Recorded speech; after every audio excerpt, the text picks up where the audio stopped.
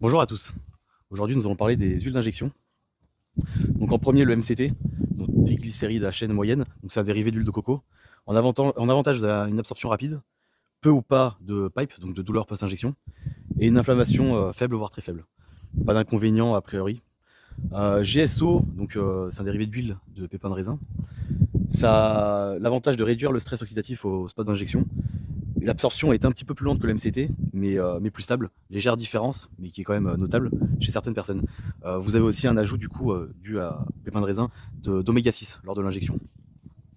Donc il est plus épais que le MCT forcément, d'où l'absorption plus lente. Le pipe est faible voire moyen, donc la douleur post-injection suivant les personnes c'est toujours individuel, peut être supérieure au MCT. Et l'oxydation plus rapide. Si vous l'avez à la lumière un petit peu, ou alors sur du long terme, c'est plus au conditionnement qui va aussi varier la vitesse d'oxydation. Le GSO oxydera plus vite. Ensuite, pour les autres, donc l'huile de sésame ou huile de coton, euh, très peu utilisée. Donc la libération, elle est plus lente que les deux premiers. Inconvénient, donc la viscosité plus importante. Alors allergène, il y a des personnes qui sont plus ou moins allergiques à un certain pourcentage à ces substances, donc inflammation, rougeur, etc. etc.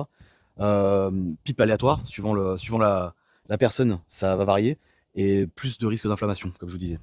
L'huile d'olive raffinée, donc c'est une bonne stabilité oxydative, donc ça c'est bien, et un faible risque allergique.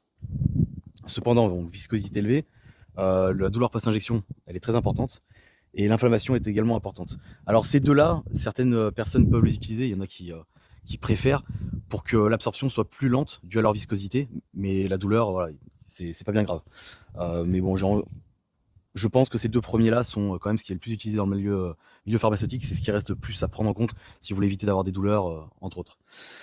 Euh, Par rapport à la demi-vie, donc ça va quand même altérer la demi-vie du produit, en dehors de l'ester et de la demi-vie. Donc les huiles vont impacter. Pourquoi Ce qui va changer la demi-vie, c'est la vitesse d'hydrolyse. Et en dehors de ça, l'huile va changer dû à sa viscosité, dû au volume que vous allez injecter et dû à votre vascularité.